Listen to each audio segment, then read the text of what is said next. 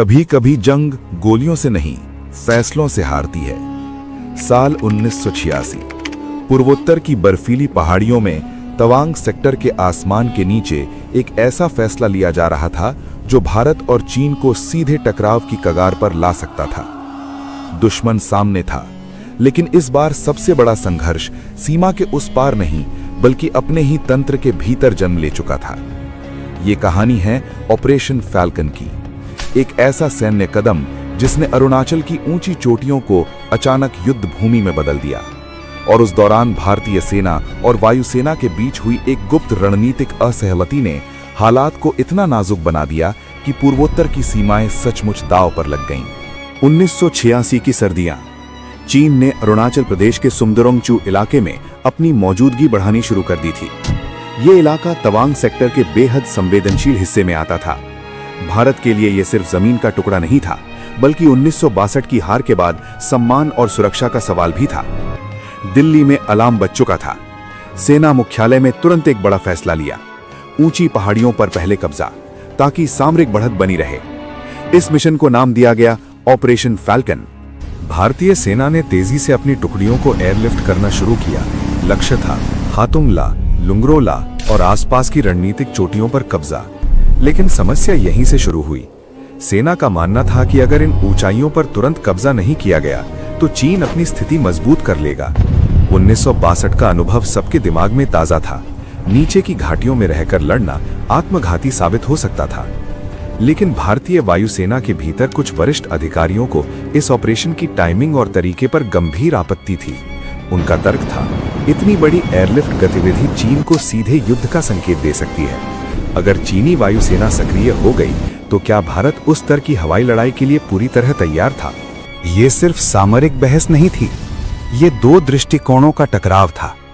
एक तरफ सेना का आत्मविश्वास, पहाड़ों पर कब्जा, दुश्मन को नीचे से घेरना।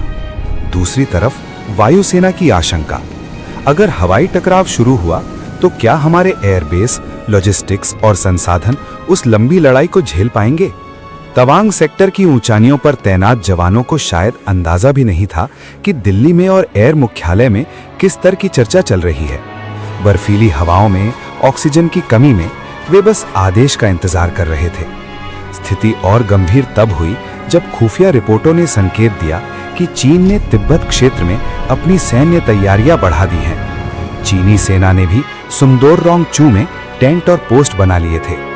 दोनों देशों के सैनिक आमने सामने थे, दूरी सिर्फ कुछ 100 मीटर की। अगर एक भी गोली चलती तो यह सीमित झड़प नहीं रहती, यह खुला युद्ध बन सकता था। ऑपरेशन फॉल्कन के तहत भारतीय सेना ने साहसिक कदम उठाया।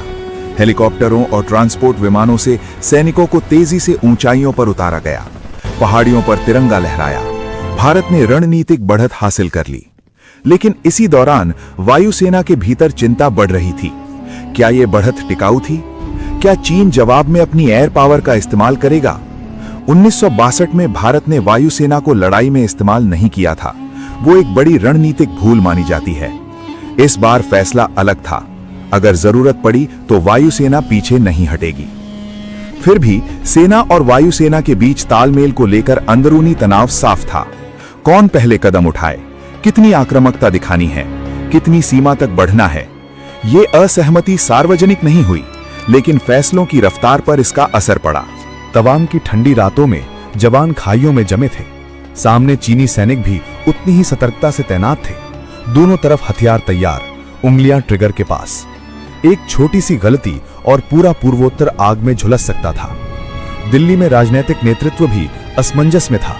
प्रधानमंत्री राजीव गांधी के सामने चुनौती साफ थी, कड़ा संदेश देना है लेकिन युद्ध नहीं चाहिए।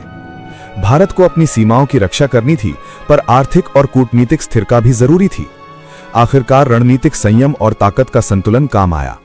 भारत ने ऊंचाइयों पर अपनी पकड़ मजबूत रखी, लेकिन आक्रामक बढ़त को सीमित रखा। वायुसेना को अलर्ट पर रखा गया, पर सीधे टकराव से बचा गया। धीरे धीरे दोनों देशों के बीच बातचीत के रास्ते खुले। 1987 तक स्थिति युद्ध के बेहद करीब पहुंचकर भी थम गई।